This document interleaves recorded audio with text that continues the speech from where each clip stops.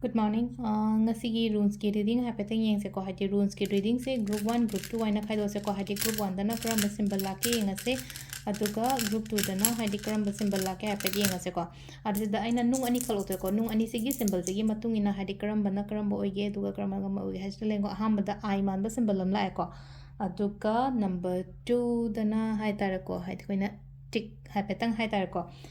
टिक मानब सिंबल लाए अहमबीना आई मानब सिंबल को आई मानब सिंबल से लाइन हदी लेप अखोगी अगांग कहीं मसाना कोई स्टैच्यू कहीं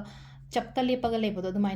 को सिलाइसेको लेपग लेब हदी फ्रीज तौरग लेब है सूमाय तौरग लेको फ्रीज तौरग ले एक्शन है एक्शन लब गमद कहीं ब्लॉक तौर खोल लेबदो को यारगदी है लेपग लेये कहीं तौर है स्ट्रक तौरग ले खोले कहीं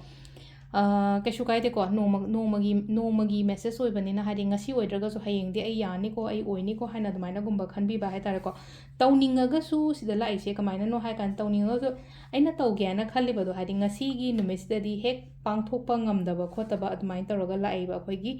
ahambagi ko ahambagi runes ki meaning se ko hati loina froze tawraga thamjanba loina freeze tawraga thamba khotpa main taro ko